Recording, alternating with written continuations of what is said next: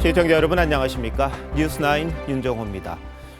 윤석열 대통령 수사와 체포, 구속, 탄핵 심판 과정에 대한 논란이 끊이지 않고 있는 가운데 윤 대통령 측과 국민의힘이 고위공직자범죄수사처 공수처의 위법 수사를 다시 주장했습니다. 공수처가 윤 대통령에 대한 체포영장을 서울 서부지법에 청구하기 전 윤 대통령을 피의자로 적시한 영장들을 서울중앙지법에 청구했다가 기각된 사실을 공개한 겁니다. 윤 대통령 측은 공수처가 영장 쇼핑을 했다며 윤 대통령 구속을 즉시 취소하라고 목소리를 높였습니다. 반면 공수처는 윤 대통령을 대상으로 한 영장이 아니라며 문제가 없다고 반박하고 있는데요. 정준영 기자가 이 내용 자세히 설명합니다. 윤석열 대통령 측 윤갑근 변호사가 취재진 앞에서 종이를 흔들어 보입니다. 이것이 압수수색 영장이고 이것이 기각된 통신영장입니다. 7만 쪽 분량 수사 기록에서 공수처가 지난해 12월 6일과 8일 중앙지법에 윤 대통령이 피의자로 적시된 통신과 압수수색 영장을 청구했다가 기각당한 사실을 확인했다는 겁니다.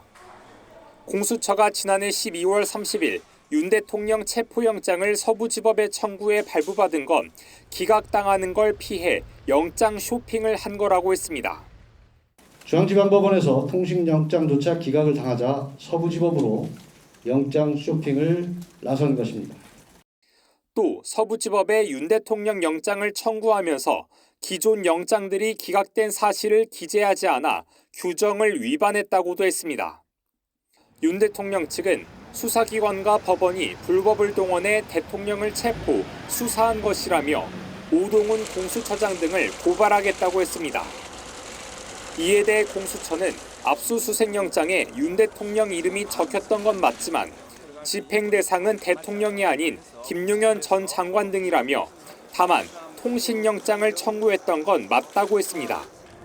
이어 기존 영장 청구 이력도 첨부 자료로 법원에 제출했다며 영장 기각 사유도 다른 수사기관과의 중복 청구 때문이지 공수처의 내란죄 수사권이 없다는 내용은 전혀 없다고 했습니다. TV조선 정준영입니다. 윤 대통령 수사를 둘러싸고 공수처에 대한 비판이 많이 나왔었는데 영장 청구에 대해선 국회에 거짓 답변까지 했다는 지적이 나올 수밖에 없습니다.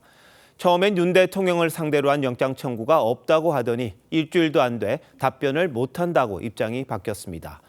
국민의힘은 의도적으로 영장 청구 사실을 숨긴 거라며 다음 주 열리는 국정조사 특위에서 오동훈 공수처장을 상대로 허위 공문서 작성 여부를 따져 묻겠다는 입장입니다. 이어서 박한솔 기자의 보도입니다.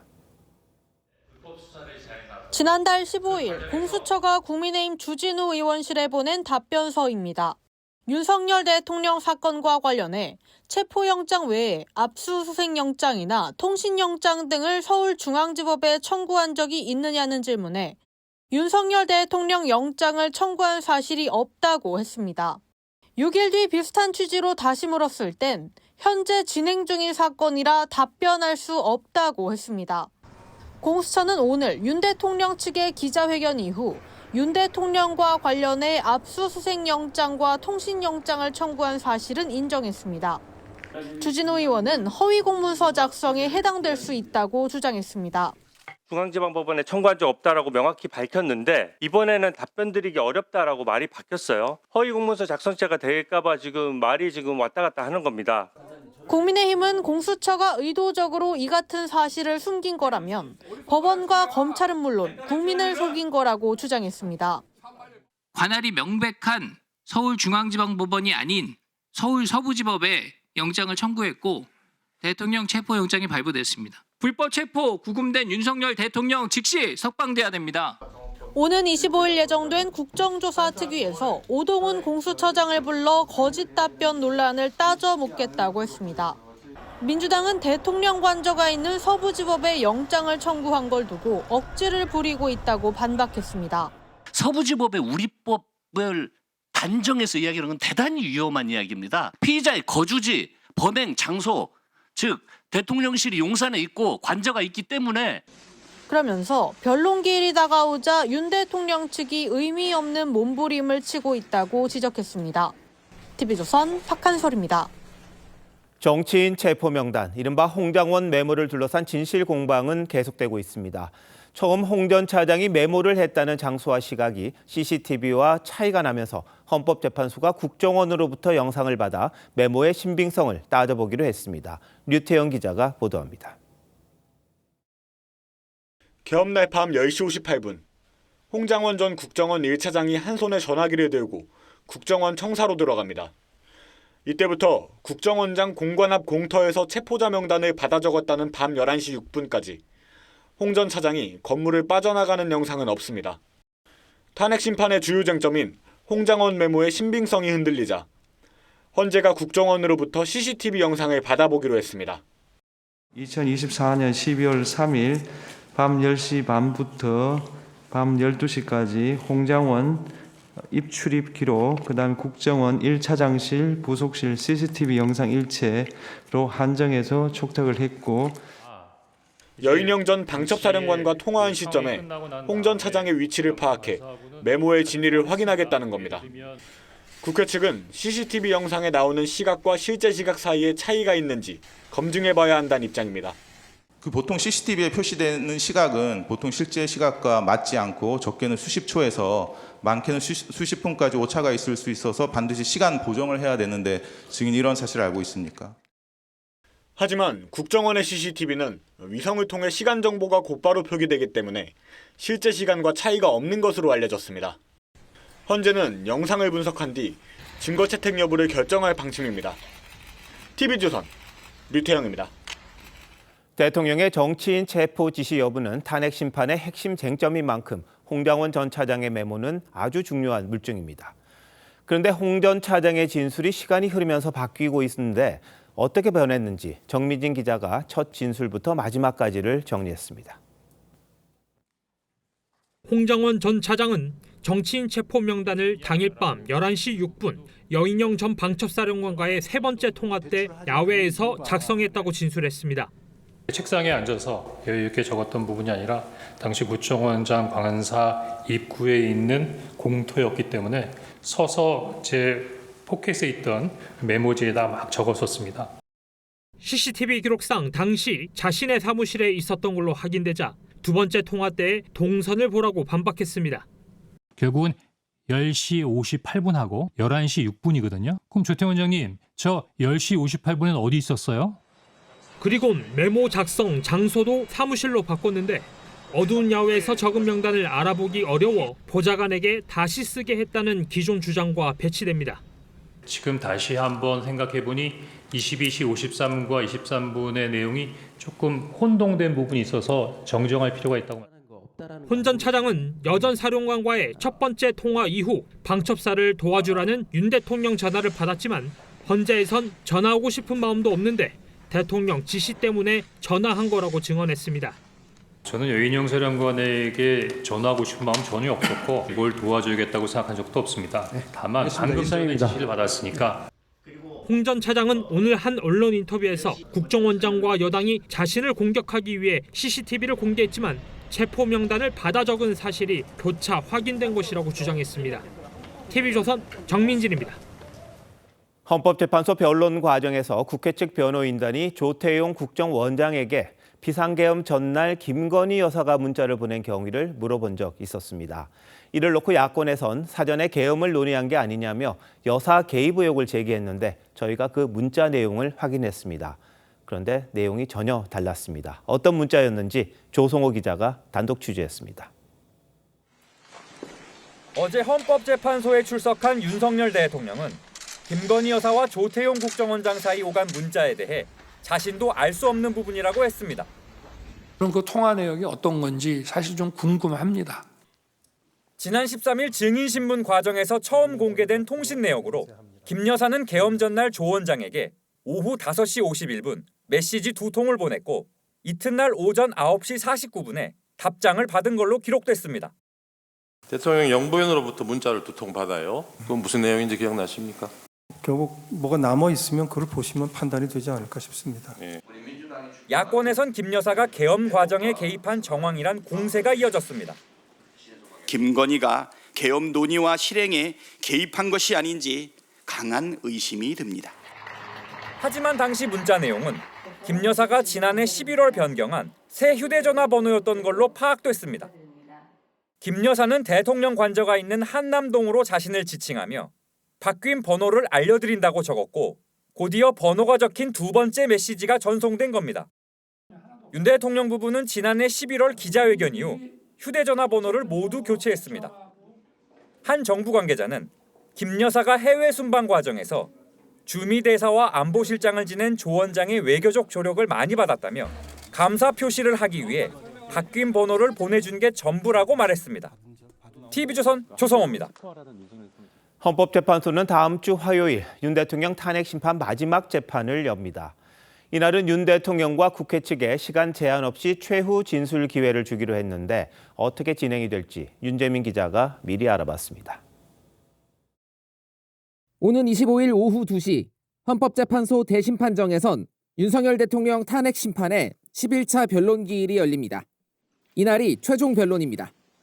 재판이 시작되면 윤 대통령 대리인과 국회 측 대리인이 각각 2시간씩 종합 변론을 합니다. 이어 국회 소추인단 대표가 의견을 진술하고 마지막에 윤 대통령이 최후 진술을 하는 순서로 진행됩니다.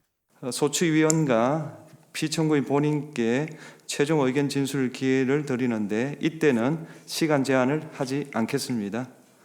윤 대통령은 처음 참석한 세 번째 변론부터 적극적으로 발언해왔습니다. 국회의원을 끌어내라고 지시한 적 없다고 했고 의결을 군을 투입해서 방해했다고 한다면은 그럼 그걸로 이제 더 이상 계엄 해제 요구를 못하고 계엄이 쭉 그냥 가는 것이냐? 저는 그렇지 않다고 봅니다. 정치인 체포 명단에 대해서도 거짓말이라고 강력하게 부인했습니다. 해임이 되니까 이걸 가지고 대통령의 이 체포 지시다라고 이거를 엮어낸 것이 바로 이 메모의 그 핵심이라고 저는 말씀드리고 싶습니다.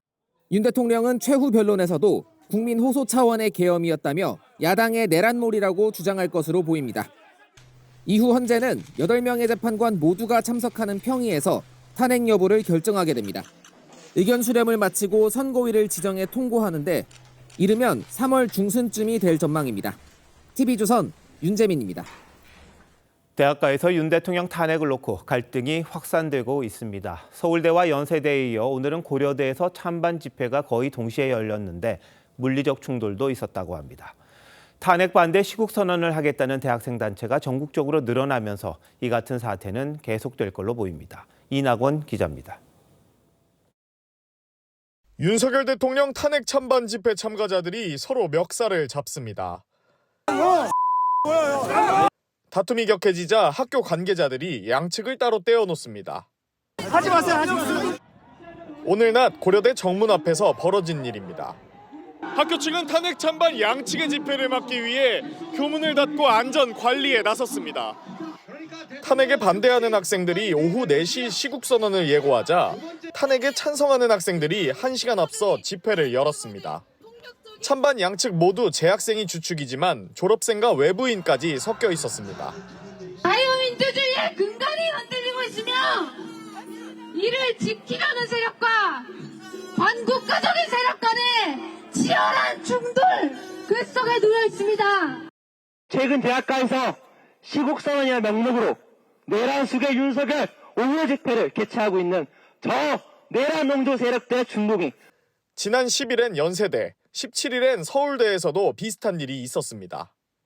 다음 주에는 부산대와 영남대, 광주 조선대에서도 탄핵 반대 시국선언이 예정돼 있습니다.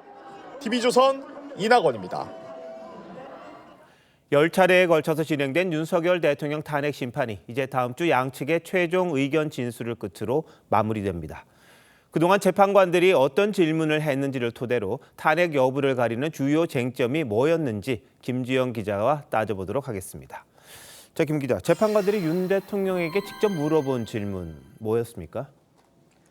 네, 윤 대통령이 헌재에 처음 출석한 날 문영배 재판관은 군인들에게 국회의원을 끌어내라고 지시했는지 여부를 직접 물었습니다. 계엄 해제 결의를 위해 국회에 모인 국회의원들을 끌어내라고 지시한 적이 있으십니까? 없습니다. 이후 증인신문에서도 국회 활동을 방해했는지가 주요 쟁점이 됐는데요. 곽종근 전 특전사령관에게 윤 대통령이 끌어내라고 한 대상이 누구였는지를 집중적으로 물었고요. 김현태 707 특임단장과 조성현 수도방위사령부 경비단장에게도 이런 지시가 있었는지를 물었습니다. 전 국민이 생방송으로 국회에 군인들이 들어간 상황을 지켜봤던 만큼 진짜 국회의 정치 활동을 방해할 의도가 있었는지 확인한 겁니다. 같은 맥락에서 정치인들을 체포하라는 지시가 있었는지, 그리고 체포인 명단이 있었는지, 그것도 굉장히 쟁점이 됐던 것 같은데요. 네, 홍장원 전 국정원 제1차장은 정치인 체포 명단이 있었다고 진술했고, 조태용 국정원장은 이런 지시가 없었다는 취지로 말했는데요. 김영두 재판관은 조 원장에게 30여 분간 질문을 쏟아부으면서 증언을 점검했고요. 어제 두 번째 출석한 홍 전 차장에겐 국정원장이 아닌 1차장에게 지시를 했다는 게 이해가 안 되지 않냐고 직접 진술 신빙성에 의문을 제기하기도 했습니다.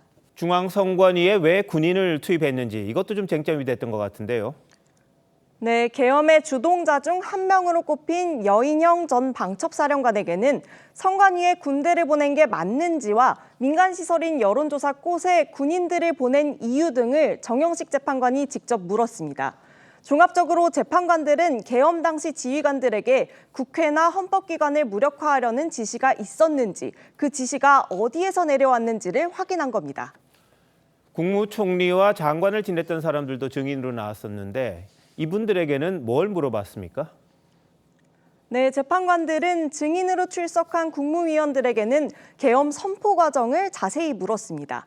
먼저 계엄의 주도적 역할을 한 김용현 전 국방부 장관에게는 비상계엄 선포문에 장관들이 부서, 서명을 했는지와 계엄 선포의 의도를 물었고요.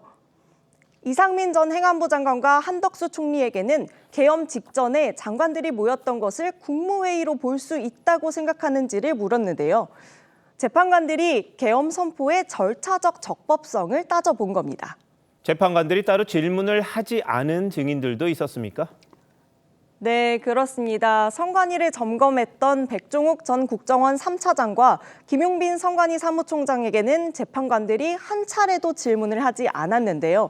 윤석열 대통령이 제기한 부정선거 의혹 관련해서는 한마디도 묻지 않은 겁니다. 결국 계엄 이전의 의혹보다는 윤 대통령의 직무집행 행위에서 대통령을 파면할 정도로 중대한 법률 위반인지를 중점으로 볼 전망입니다. 윤석열 대통령의 진술, 관계자들의 그 진술들을 종합해서 윤석열 대통령한테 그런 책임이 있는지 여부를 봐가지고 헌법재판소 재판관들이 탄핵 여부를 판단하게 되는 겁니다. 네, 대통령을 자리에서 물러나게 하느냐 안 하느냐 이런 부분을 판단하는 건데 국민들이 납득할 수 있는 결론이 좀 났으면 하는 그런 바람입니다. 후유증이 좀 크겠다 이런 지적도 있기 때문이죠. 김 기자 잘 들었습니다.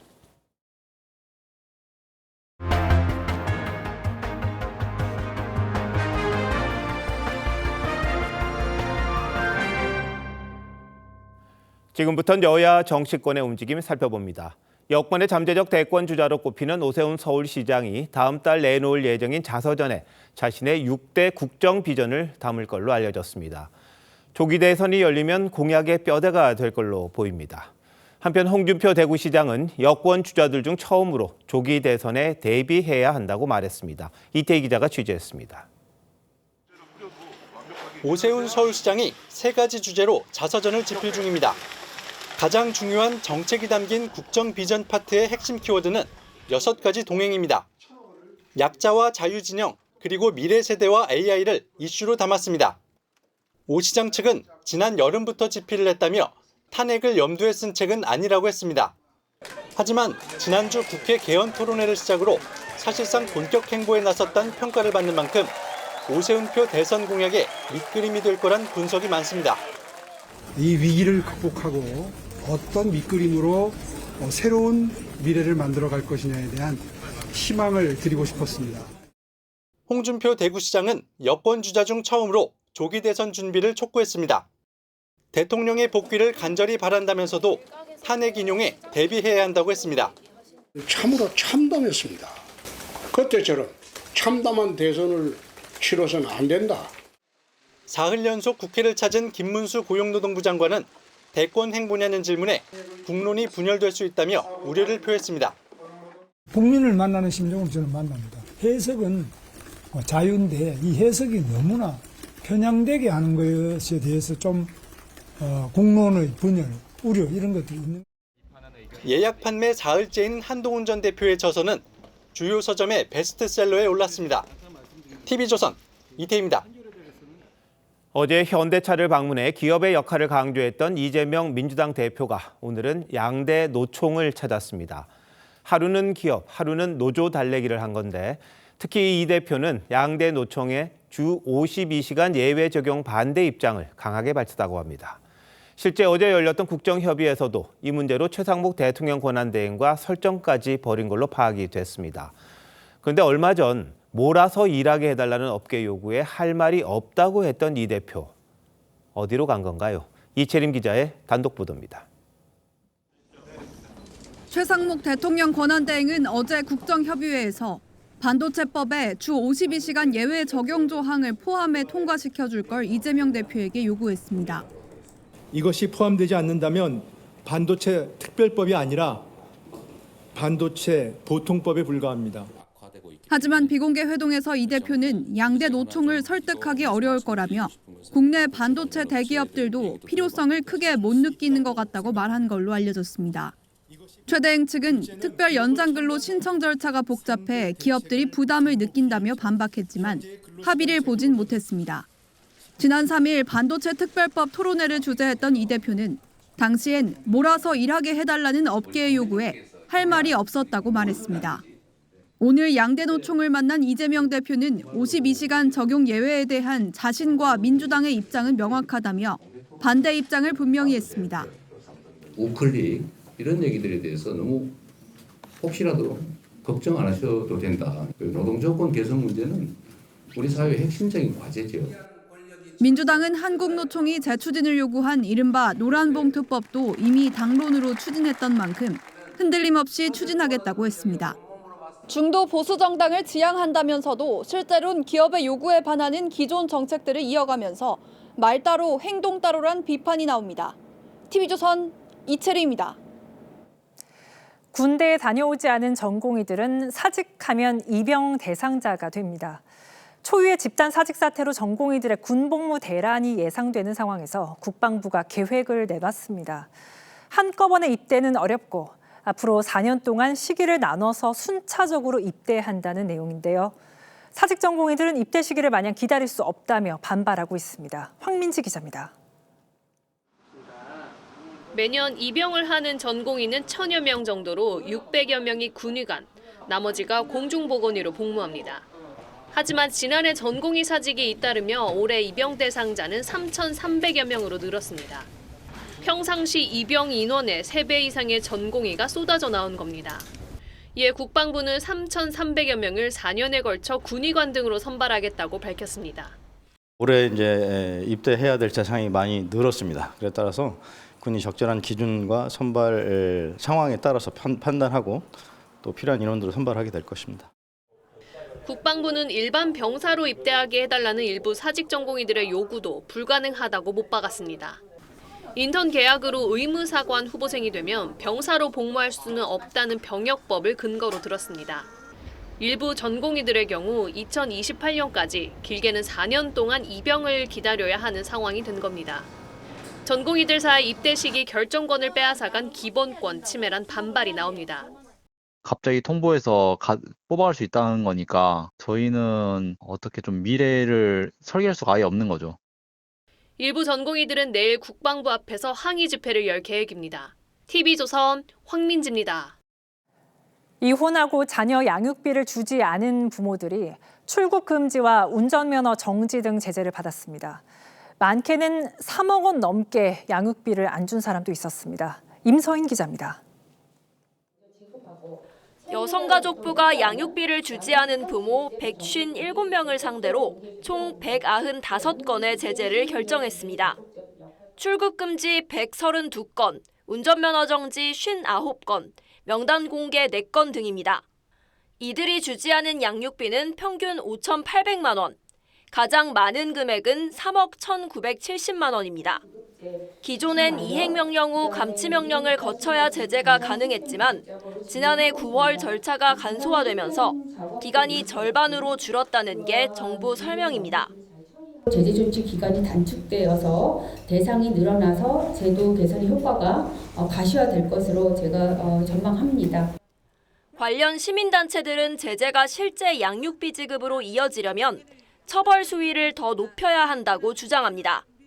제재 조치를 여가부에서 계속 하고 있고 그런데 해결률이 5%밖에 안 된다. 그 이유가 뭐냐면은 처벌의 수위가 너무 낮다는 겁니다. 이를 보완할 정부의 양육비 선지급제는 오는 7월 도입될 예정입니다. TV조선 임서인입니다.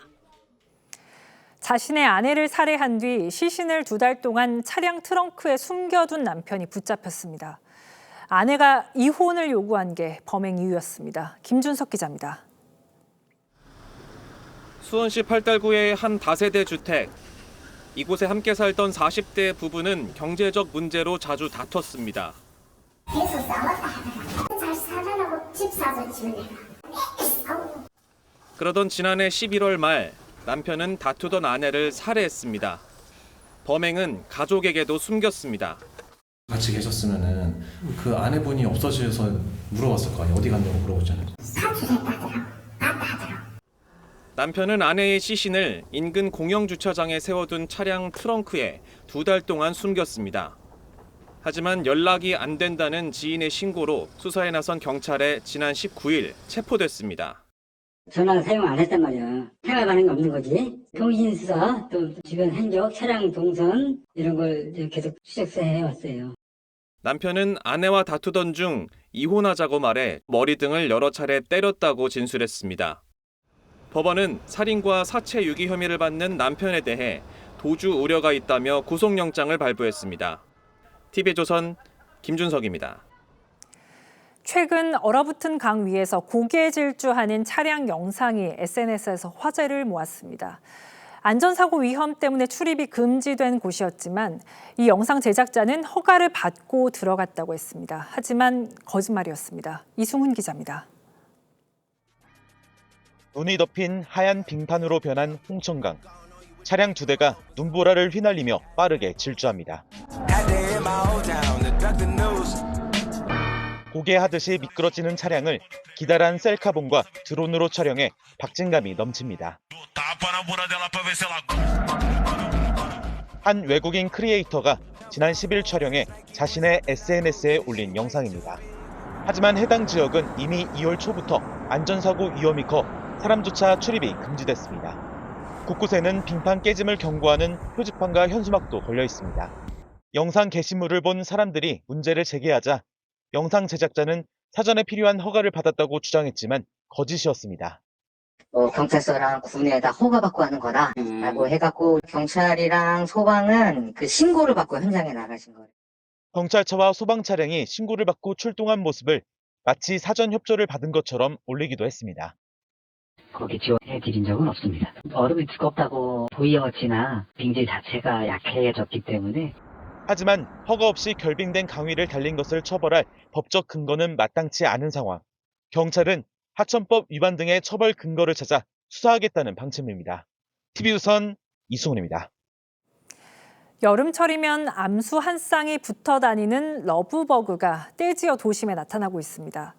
갑자기 어디서 나타났는지 그동안 알 수 없었는데 중국에서 바다를 건너 국내로 왔을 거란 근거가 발견됐습니다. 박재훈 기자의 단독 보도입니다.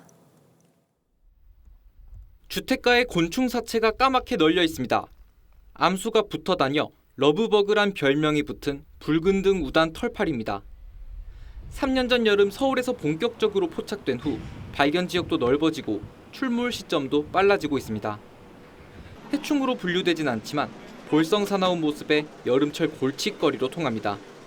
외래종으로만 추정되던 러브버그의 유입 경로가 처음으로 윤곽을 드러냈습니다. 국립생물자원관이 유전자 분석 등을 통해 국내에 유입된 러브버그가 중국 산둥반도 개체와 가장 가깝다는 사실을 확인했습니다.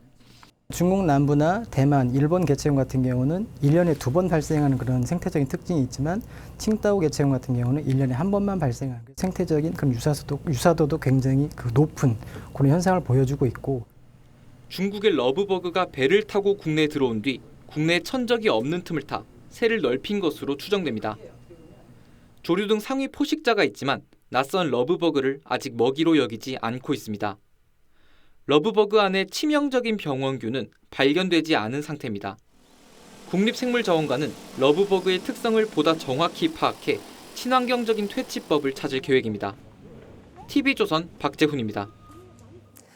이번 주 내내 강추위가 이어졌는데 약 한 달 뒤인 4월부터는 여름 수준의 더위가 찾아올 거란 전망도 나왔습니다. 이처럼 급변하는 기후는 사람들의 정신 건강에도 영향을 주고 있습니다. 기후 때문에 불안과 무력감을 느끼는 이른바 기후 우울증이라는 증상인데 기후 위기가 심각해지면서 갈수록 더 많은 사람들이 경험하고 있습니다. 송민선 기자가 취재했습니다. 한국에서 20년 넘게 생활한 벨기에 출신 방송인 줄리안 씨. 변화무쌍한 국내 날씨에 적응한 줄 알았지만 점점 체감되는 기후 변화에 우울감을 느꼈습니다. 벚꽃 피는 시점도 빨라졌고 사과 재배됐던 지역도 사과 안 지면 안 되고 뭐 한국에서 밑에 지방에서 이제 막 열대과일이 나고 막 이러니까 한 6개월에서 1년 동안 좀 많이 우울하고 그때 대외 활동도 잘 못하고. 지난해 관측 이래 가장 덥고 긴 여름을 보낸 시민들도 비슷한 기분을 호소합니다. 이러다가 지구가 망할까 봐 걱정된 적도 있어요. 지구도 좀 어쩌면 너무 더워서 사람들이 살기 어려워질 것 같기도 해서 좀 걱정이 되긴 해요. 실제 한국환경연구원 조사에 따르면 기후위기와 관련해 응답자의 83%가 불안감, 43%가 무력감을 호소했습니다. 지난 2017년 미국 심리학회에서 처음 등장한 기후우울증은 아직 정식 질환은 아니지만 기후변화가 심각해질수록 정신건강에 새로운 변수가 될 수 있습니다. 네, 작년 여름부터는 이거 진짜 앞날이 걱정된다, 불안하다. 기후와 자신의 우울, 불안을 연결해서 말하는 사람들이 실제로 진료실에서 늘어나기 시작했거든요. 기후변화가 우리의 정신건강에도 전례 없는 그림자를 들이우고 있습니다. TV조선 송미선입니다. 건설 경기 침체가 길어지면서 아파트 분양 물량도 급감하고 있습니다. 특히 서울을 비롯한 수도권은 공급 절벽이 현실화하는 분위기입니다. 고희동 기자가 취재했습니다. 경기도의 한 견본주택 단지입니다. 분양하는 아파트의 내부를 살펴볼 수 있어서 평소에는 분양 희망자들로 붐비는 곳입니다. 하지만 지금은 신규 분양이 없다 보니 견본주택 10여 곳 중에서 이렇게 아예 문을 닫은 곳도 있습니다. 신축 아파트들이 이번 연도에 공급이 좀 많이 없는 편이긴 하세요. 아무래도 분위기가 안 좋으니까 경기가 신지가 한 몇 군데 있어야 좋은 데인가 세 군데가. 올해 전국 아파트 분양 물량은 13만 4천 가구로 3년 전인 2022년에 절반도 안 됩니다. 특히 공급 절벽을 겪고 있는 수도권은 지난달 분양이 단 한 곳도 없었습니다. 공사비급 등으로 분양가는 오르는데 경기는 좀처럼 풀리지 않으면서 곳곳에서 사업을 포기하고 있는 겁니다. 공급이 줄어들게 되면은 전셋값을 밀어올리게 되고 다시 집값까지 자극을 하면서 시장 불안이 확산할 수가 있습니다. 실제로 서울 집값은 토지거래 허가구역 해제까지 겹쳐 1월 중순부터 한 달이 넘게 오르고 있습니다. 전문가들은 서울의 경우 도심 공급에 숨통을 틀 수 있는 재개발, 재건축에 속도를 내야 한다고 강조합니다. 재개발, 재건축만이 유일한 방법인데 분양가 상한제나 이 재초안의 문제를 해결하여야만 공급을 활성화시킬 수 있을 것입니다. 빌라와 오피스텔 같은 비아파트로 수요를 분산시킬 수 있는 규제 완화도 필요하다는 지적이 나옵니다. TV조선 고희동입니다. 현대차그룹이 서울 삼성동에 지을 새 사옥의 설계 변경안을 서울시에 냈습니다. 당초 105층짜리 초고층 빌딩으로 만들 예정이었지만 54층으로 낮춰 추진하겠다고 밝혔습니다. 이미 지난해 서울시와 설계 변경을 두고 갈등이 있었는데 이번엔 원만히 합의될 수 있을지 고승현 기자가 보도합니다. 서울 강남 한복판에 비어있는 축구장 11개 넓이의 부지. 현대차는 지난 2016년 한전 본사가 있던 이곳에 561m 높이의 105층짜리 새 사옥을 짓겠다고 발표했습니다. 이후 2020년 착공에 들어갔지만 5년째 터 파기 공사만 진행되고 있습니다. 현대차는 지난해 2월 55층짜리 2개 동을 짓겠다며 계획을 수정했는데 서울시는 다시 협상해야 한다며 제동을 걸었습니다. 그러자 현대차는 54층짜리 3개 동으로 나누어 짓겠다며 최근 설계 변경안을 서울시에 제출했습니다. 현대차는 그룹의 방향성과 공공성 등을 강화하는 방향으로 디자인을 변경하기 위한 것이라고 밝혔습니다. 초고층으로 지을 경우 건축비 상승으로 인한 비용 부담이 더 늘어난 것도 고려한 것으로 알려졌습니다. 현대차 그룹이 새 사업 건립 계획을 발표한 지 10년 넘게 지나는 사이 잠실 롯데타워가 123층으로 지어지며 국내 최고층 빌딩이라는 상징성도 잃게 됐습니다. 이번 설계 변경으로 당초 합의했던 용적률과 공공기여금 1조 7,500억 원의 조정이 불가피합니다.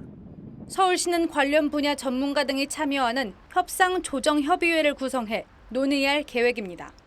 저희는 이제 협상을 해야 된다라고 생각을 했고, 왜냐하면 합의한 계획이 전면적으로 바뀌는 거니까. 서울시는 협상 결과를 반영해 지구 단위 계획도 변경할 계획입니다. TV조선 고승현입니다. 국회에서 열린 내란 혐의 국조특위에서 국정원 직원의 실명이 공개되고 이른바 홍장원 메모를 놓고는 여야 의원 간의 막말과 고성이 오갔습니다. 늘 보던 풍경이긴 합니다만 정쟁에 가려야 할 내용까지 마구잡이로 쏟아지는 상황 어떻게 봐야 할지요. 장세희 기자의 보도입니다. 군인 60여 명이 출석한 가운데 열린 내란 국조특위 4차 청문회에서 민주당 박선원 의원이 홍장원 전 1차장의 메모를 두고 신상 발언을 하자 곧바로 고성이 오갑니다. 홍장원 메모를 박선원이 써줬다 이런 말을 하고 있습니다. 그래서 통화 기록을 공개해 드리려고 합니다. 아무도 저런 거 한 적. 정보위 박규태군 퇴장시켜주세요. 아니 내용 어디 손가락질이야? 발가락질하네 그럼.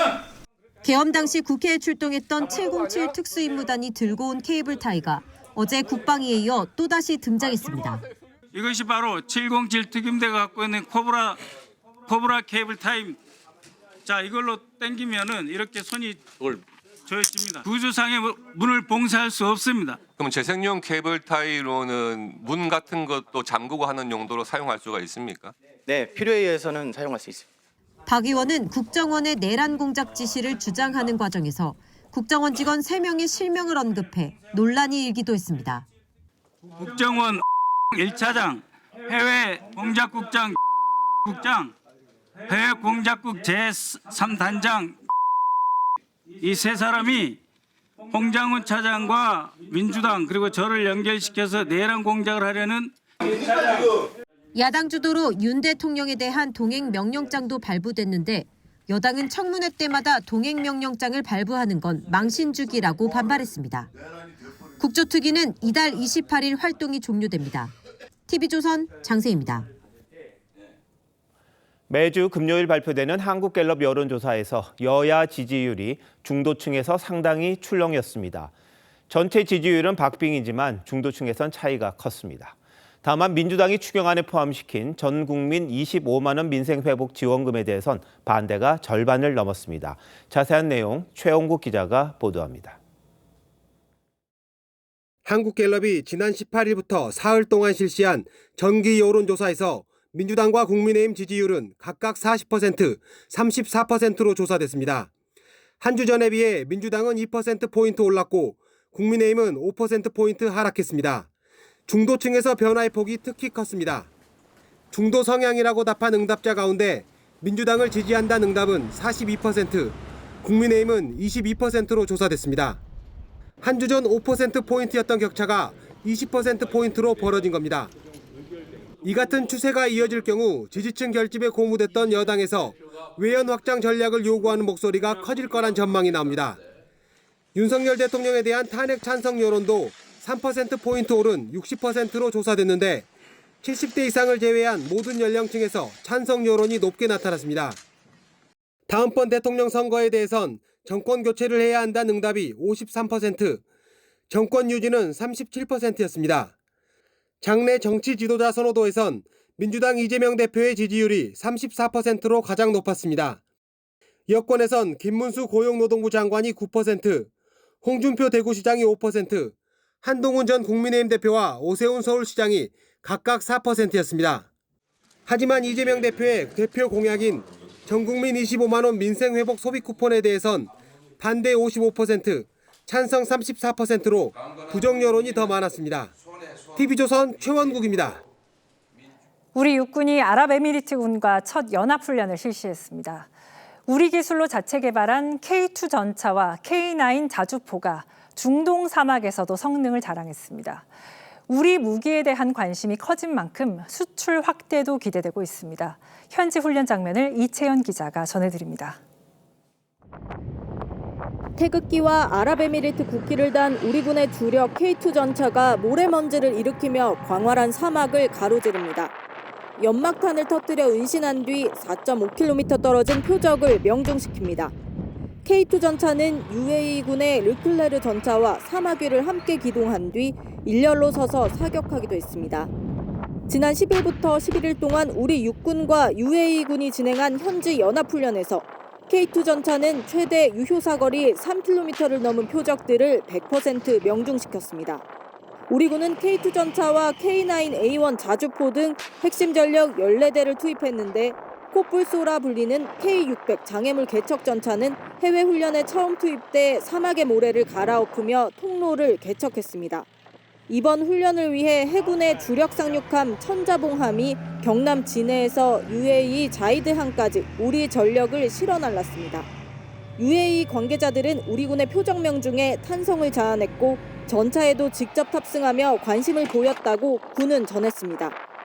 UAE군과 원팀이 되어 함께 호흡하는 진귀한 경험을 할 수 있었습니다. 특히 사막의 광활한 대지에서 국산 무기 체계의 우수성을 다시금 실감하였습니다. 육군은 UAE에 이어 카타르와도 연합훈련 정례화를 추진해 국산 무기 체계의 중동 수출 교두보로 삼겠다는 계획입니다. TV조선 이채연입니다. 미국의 한 스타트업이 전기차가 수직으로 날아오르는 모습을 공개했습니다. 가짜 영상이라고 의심될 만큼 놀라운데 올 연말부터 본격적으로 생산에 들어간다고 합니다. 황선영 기자입니다. 도로를 주행하던 검은색 자동차가 공중으로 떠오릅니다. 멈춰있던 흰색 SUV를 넘어 10m가량을 비행하더니 다시 땅으로 내려옵니다. 미국의 한 자동차 스타트업이 공개한 하늘을 나는 전기차 시연 영상입니다. will have a similar impact as the Wright brothers video in a sense that it proves to the humanity that the new mode of transportation is possible. 하늘을 나는 자동차, 이른바 플라잉카 개발은 꾸준했지만 실제 도로에서 이륙하는 장면이 공개된 건 이번이 처음입니다. 100% 전기로만 움직이는 이 자동차는 개발에만 꼬박 10년이 걸렸습니다. 한 번 충전으로 일반 도로에서 354km, 하늘에서 177km를 이동할 수 있습니다. 개발사는 날개가 있는 비행기나 헬리콥터가 할 수 없는 수색과 구조 작업에도 쓰일 수 있다고 홍보합니다. Fly right next to the building to, for example, rescue somebody from the balcony and so on. So it can get places where literally no other type of vehicle in history can get. 현재 예상 판매가는 약 4억 원으로 개발사는 대중자동차인 일본의 도요타나 미국 포드보다 낮은 수준이 최종 목표 가격이라고 밝혔습니다. 사전 주문만 3천 건이 넘었고 올해 말부터 본격 생산될 예정입니다. TV조선 황선영입니다. 어제 방송된 미스터트롯 3는 미리 보낸 결승전이었습니다. 손비나와 김용빈 두 우승 후보의 맞대결이 펼쳐졌는데 완벽한 무대라는 극찬이 쏟아졌습니다. 중간 순위 1위는 트롯 교과서 손비나가 차지했습니다. 박소영 기자입니다. 패배가 곧 탈락이 될 수도 있는 위험천만한 한곡 대결. 손비나와 김용빈은 경연 내내 서로를 배려하며 진한 우정을 자랑했습니다. 하지만 저류에 흐르는 긴장감은 숨길 수 없었습니다. 김용빈이 특유의 감성으로 객석을 사로잡으면 폰이 벌써 애가 안정적이잖아요. 손비나가 질세라 성량으로 좌중을 압도했습니다.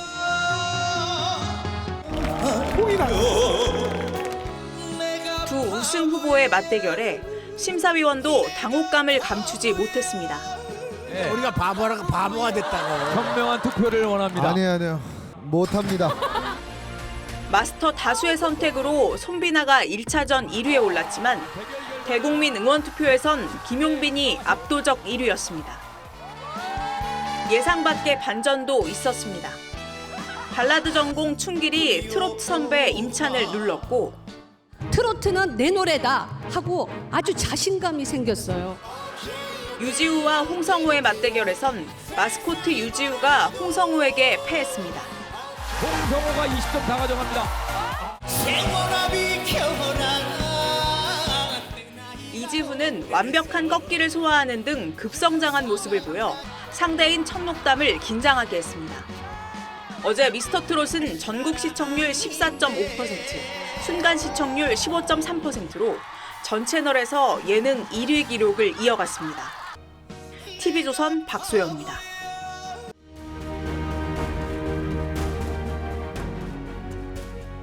なして自爆させてやらなかったんですか。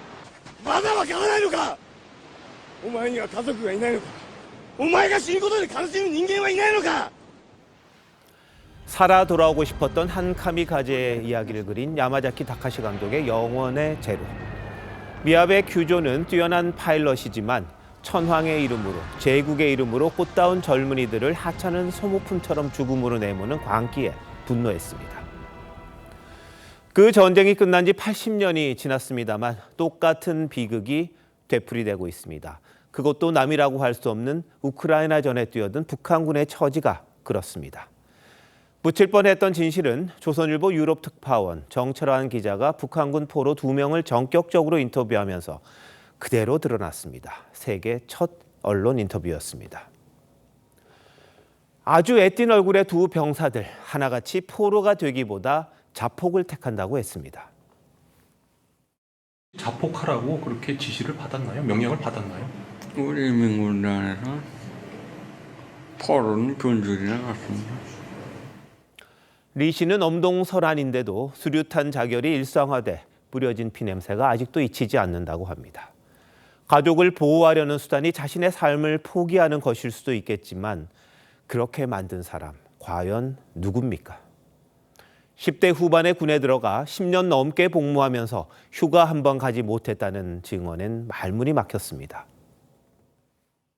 공무원님들이 못 견디고 내 집에 한 번도 못 가봤어요. 군사복무에는. 10년 동안 한 번도 못 갔습니까?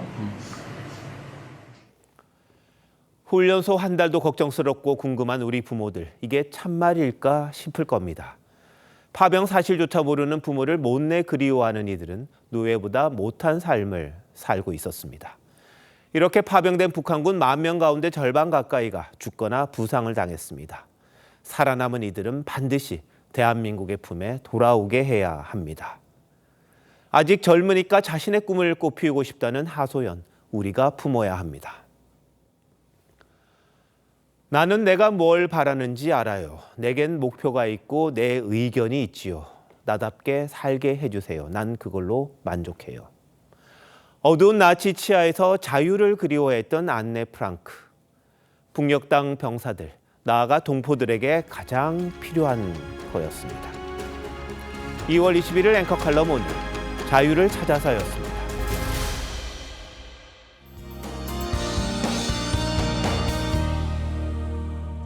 여전히 일부 중부와 경북 북부에 한파특보가 발효 중인 가운데 바랑산에는 상고대가 절정을 이루고 있습니다.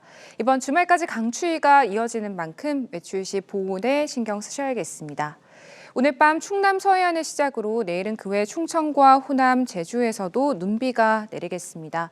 모레까지 울릉도와 독도에도 최대 30cm가 예상되고요. 서해안에 1에서 5cm, 내륙에는 1cm 안팎 정도입니다. 대기는 점점 메말라갑니다. 바람도 강하게 불어서 화재 사고 각별히 유의하셔야겠습니다. 내일 눈비가 내리지 않는 지역은 대체로 맑겠고 먼지 걱정도 없겠습니다. 내일 아침과 낮 기온 모두 오늘과 비슷하겠습니다. 전주와 대구가 영하 4도로 출발해서 한낮에는 춘천과 안동이 영상 4도 선에 그치겠습니다. 다음 주 추위가 풀리겠고 주 후반에는 낮 기온이 10도를 웃돌면서 마치 초봄처럼 온화하겠습니다. 내셨습니다. 2월 21일 금요일 뉴스9 마칩니다. 시청해주신 여러분 고맙습니다.